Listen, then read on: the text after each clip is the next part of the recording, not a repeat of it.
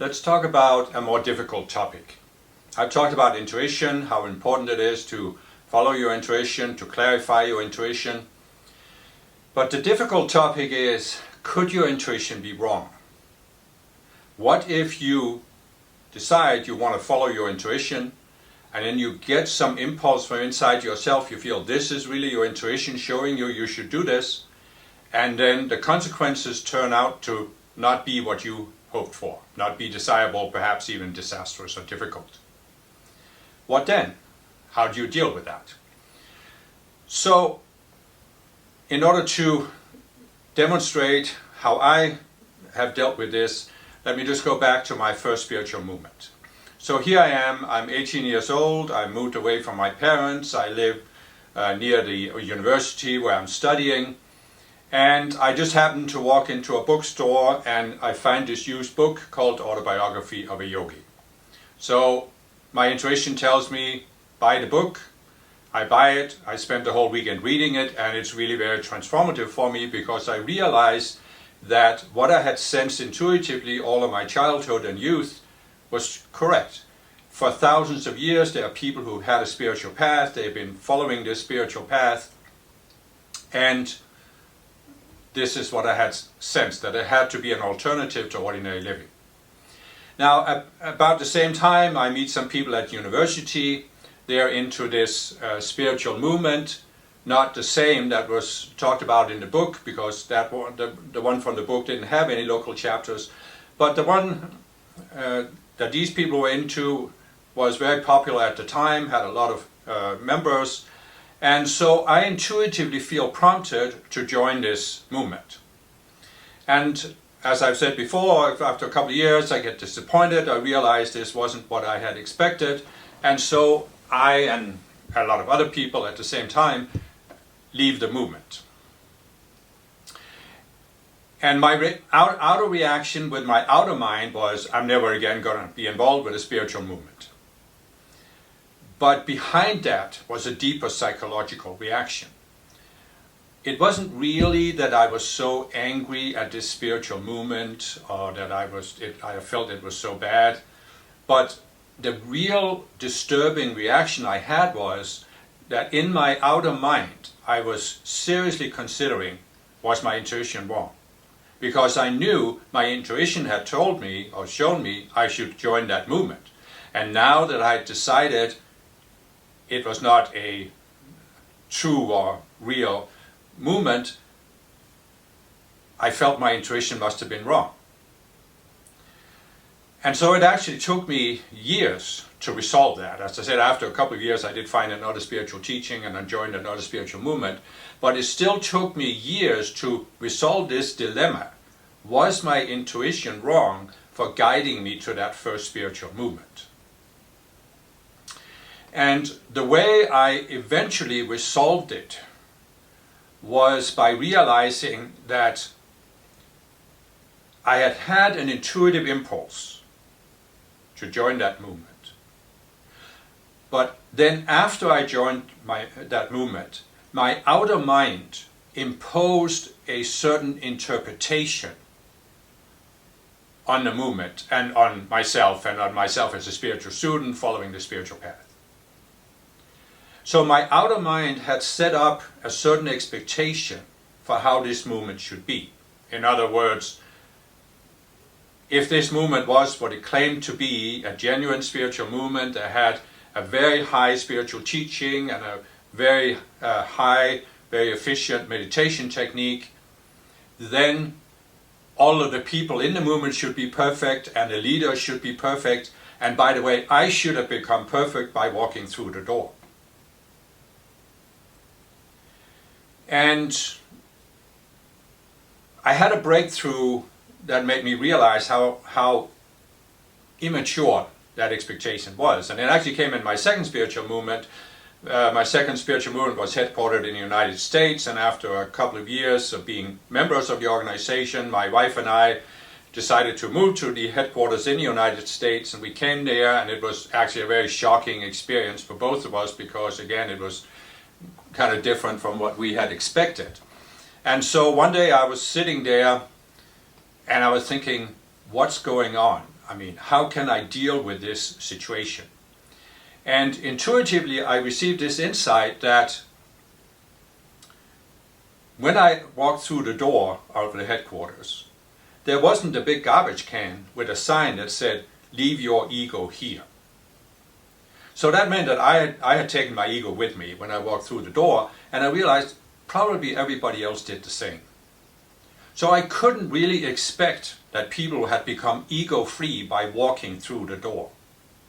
But that was what I had expected about my first spiritual movement, that everybody should be perfect, which essentially means they should be ego-free.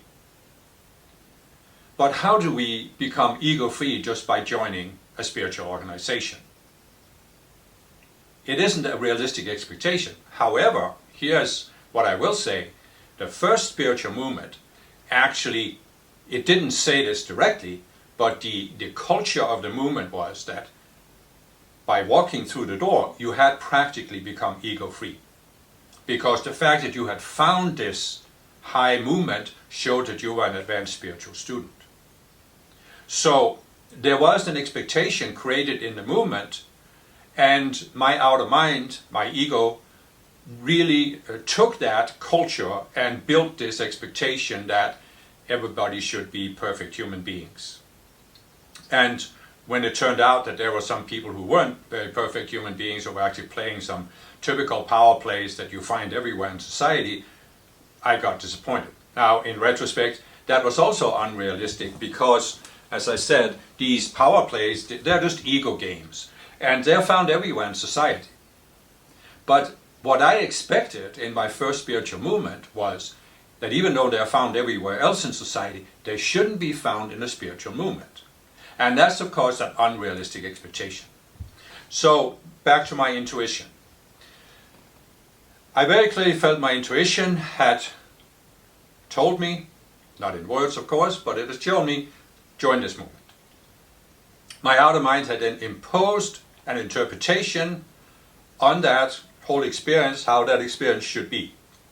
And when that outer expectation wasn't followed, when the movement couldn't live up to it, my outer mind responded by going into the opposite extreme of now being very critical and feeling it was a false movement, or at least that it made a false claim, a false promise. And after a few years, I realized that there is a difference between the intuitive prompting I got and the interpretation imposed upon it by my outer mind, by the ego. And so actually I realized, this took me quite a few years to realize this, but I came to a point where I could look back at this experience with my first movement and be completely at peace about it. I had totally forgiven the movement. I had even forgiven myself for reacting the way I did, because I saw that my intuitive prompting had been right. It was part of my path in this lifetime to join that spiritual movement. And why? Because I needed that experience. I needed the experience I got. I got many experiences for that movement that I later, over a number of years, processed, and it brought me forward. I said before that it helped me know what kind of a spiritual movement I wanted, but there were many other lessons I learned from it that I gradually processed over the coming years. So you can look at it in a narrow way. You can look at your life, if you look back at your own life and your own path, and you can look at certain events that turned out to not have a pleasant outcome, or not have the outcome you expected. And you can evaluate this with the outer mind. You can analyze it, you can judge it, you can go back and forth. Why did I do this? Why didn't I do that? Why did this person do that? Why didn't he do that? All of these things that should have happened or shouldn't have happened. But this is an outer evaluation. This is the outer mind doing this, and often based on analyzing the situation, being rational about it. But then beyond that whole outer mind, you can ask yourself, but what is right for my spiritual growth? What is right for the plan I have for this lifetime of what I want to learn, how much I want to grow? And you can realize that, I've said before, that spiritual growth can come only from studying a spiritual teaching, because it's not only an intellectual process. You can't sit there and study a teaching and analyze your way to a higher state of consciousness. You have to have a certain amount of experiences, because the interplay between increasing your understanding and having experiences, that's what brings you to those points where you suddenly see an illusion. Now your intuition has something to work with. It can help you see through an illusion, and then you shift your consciousness. So we need to have both the intellectual understanding and the outer experiences, and I needed the experience of a spiritual movement. I could have gotten the same experiences from another spiritual movement, but the first one I found, that was the one that was available at the time.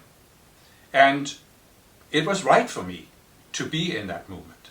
It wasn't right based on my outer mind and its expectations, but it was right because my goal in life is to actually free myself from the outer mind and its expectations. And therefore, the first movement was actually the perfect movement to stir up some of the expectations I had, so I was forced to look at them.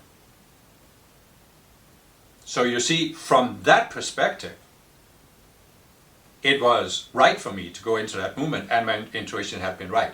From the perspective of the outer mind, it wasn't right because the outer mind was exposed and it didn't want to be exposed. A part of my ego had been exposed by my reaction to this movement, and it didn't want to be exposed. So my ego wanted to impose this interpretation on the experience that it had been wrong because this was the wrong movement, and therefore I should never again risk going into another spiritual movement.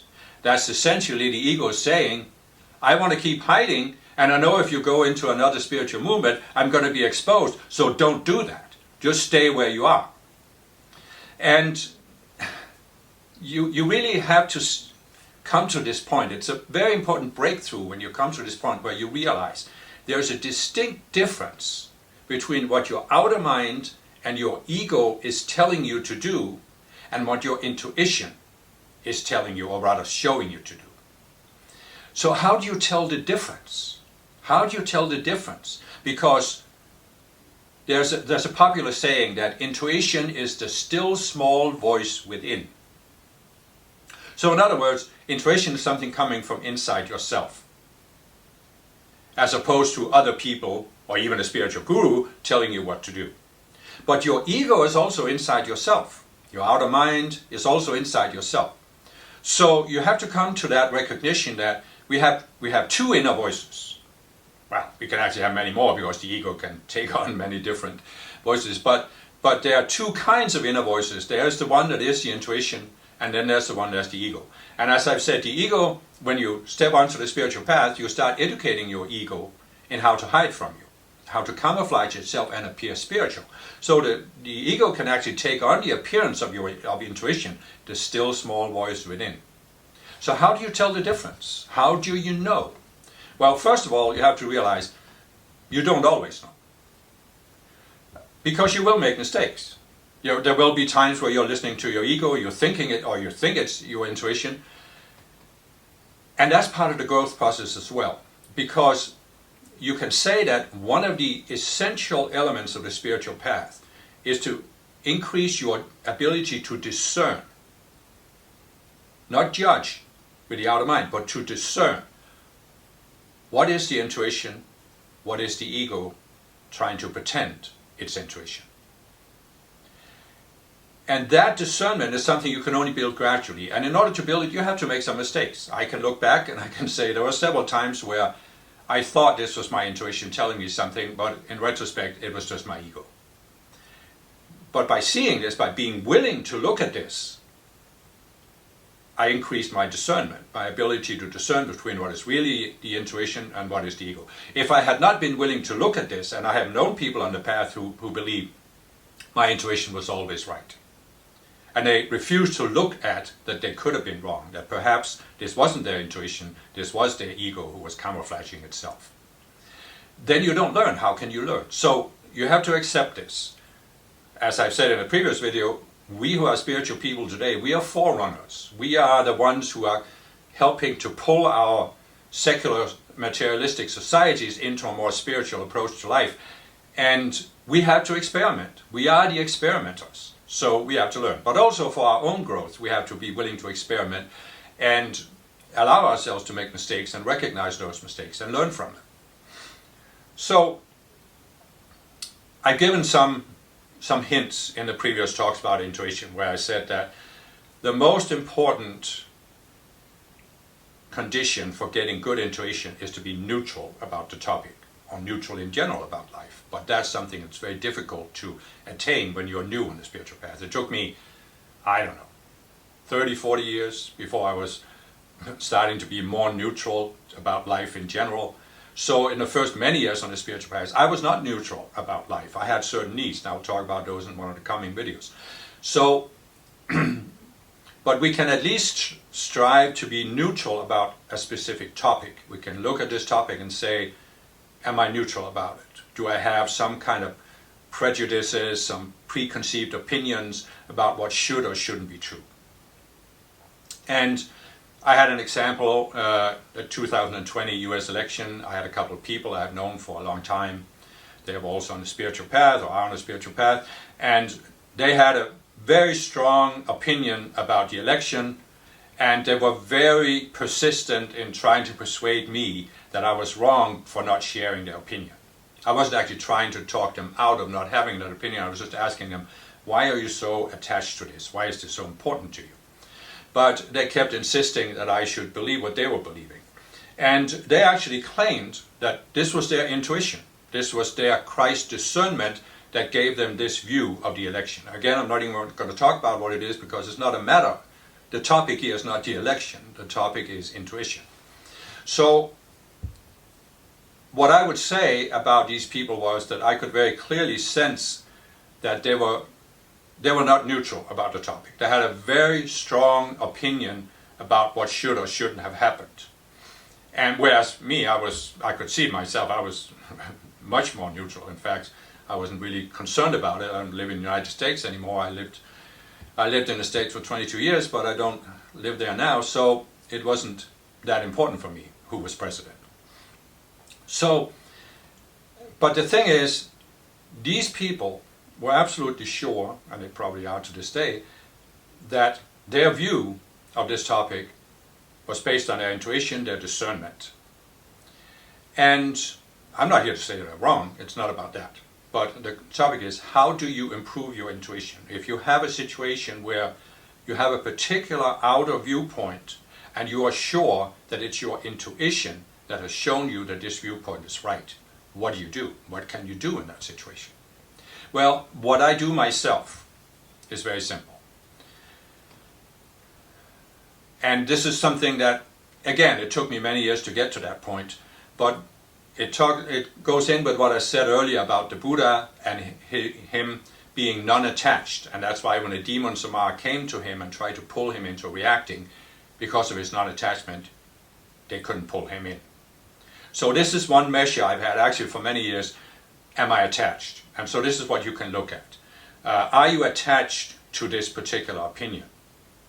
Because if you are, then it's probably not your intuition that's guiding you. It's probably your ego camouflaging itself as intuition. Because, quite frankly, when you have an outer opinion, that's not really essential to your spiritual progress. And this is something, again, took me a number of years to realize this, because when I was new to the spiritual path, of course, I had certain opinions. And it was very important for me that those opinions were validated. But what I realized was that all of these outer opinions, they're not essential to my spiritual progress, because they're not really essential to who I am.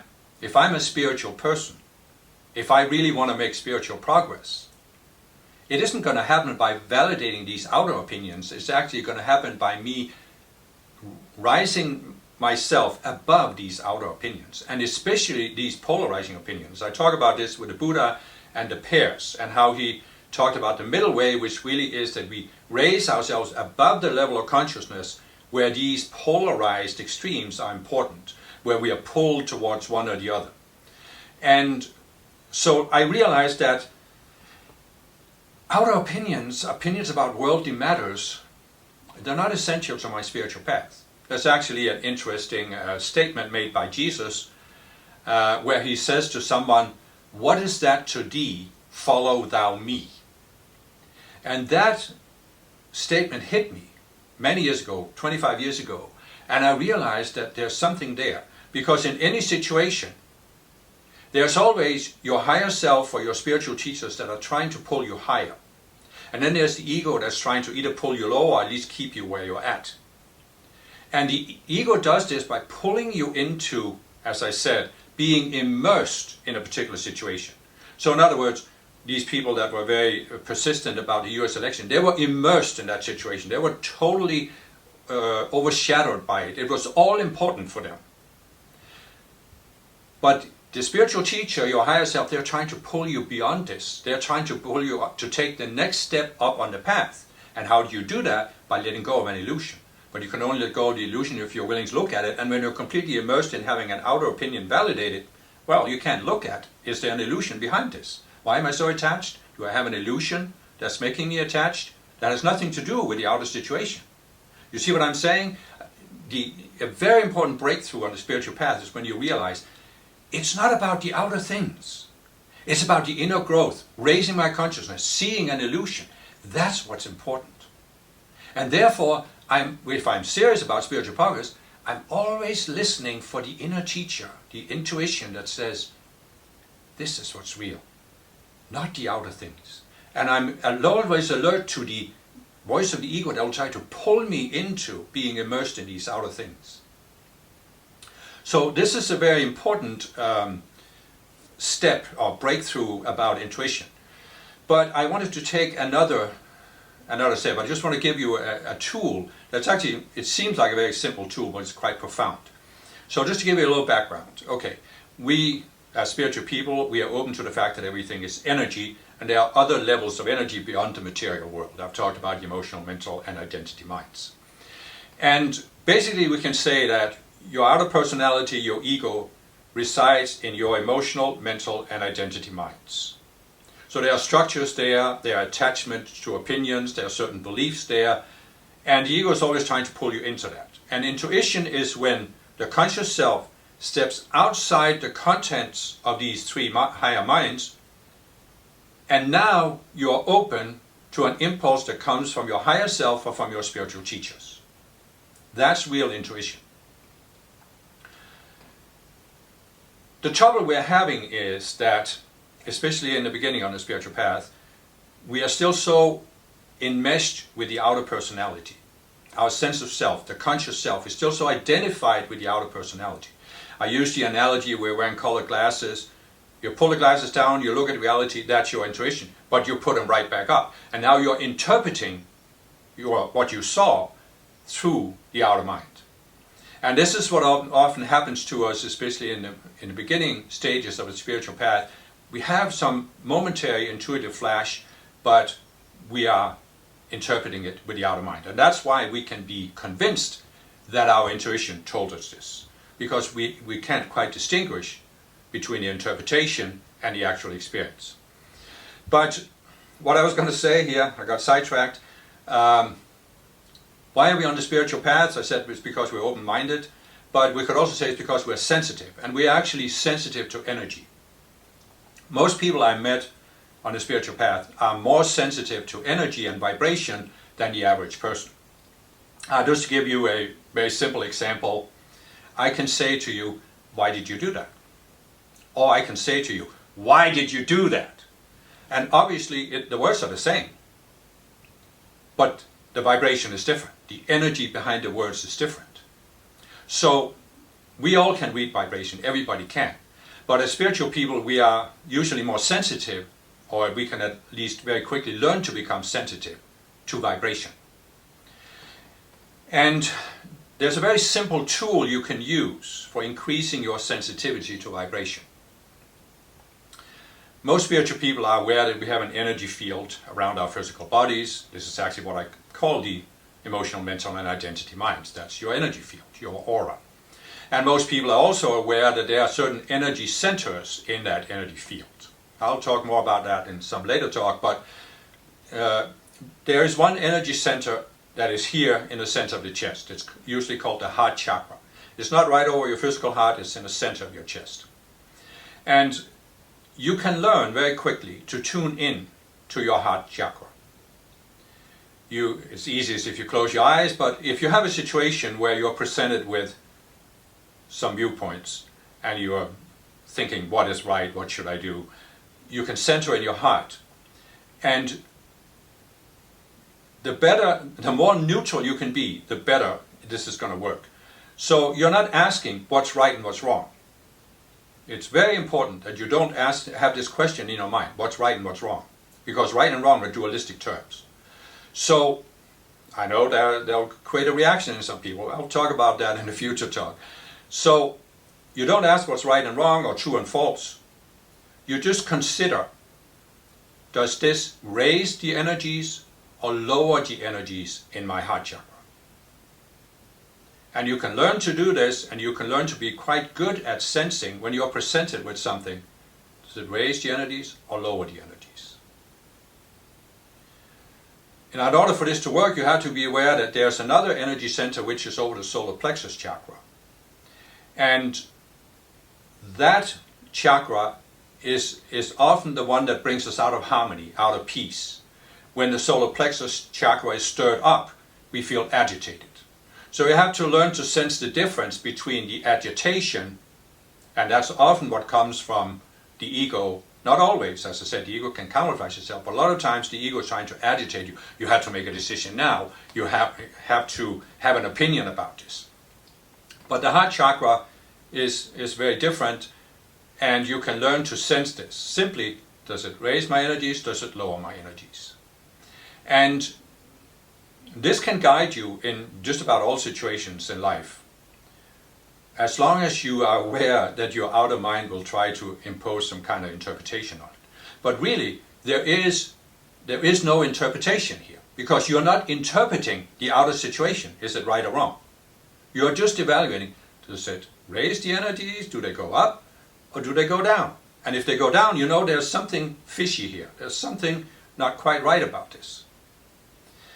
Now, another measure that I have used myself is that balance. Many years ago, I grasped, I had a breakthrough, and I saw the need for balance. In fact, I probably had it all my life, because I can think back to my childhood, and somebody was telling me something, and I just knew that's not right. And other things I were told, and I knew they were right. It was not a matter of arguing back or forth about it, I just knew. And this is because I've always had this sense, and it's probably the same thing in the heart chakra. Do the energies go up or down? I've had this sense that it's like walking a tightrope. You have to keep your balance, because if you lean too far to one side, you're going to fall off. And that's what I've had in life. Always be balanced. When I was presented with an idea, I can sense it's too far out. It's not balanced.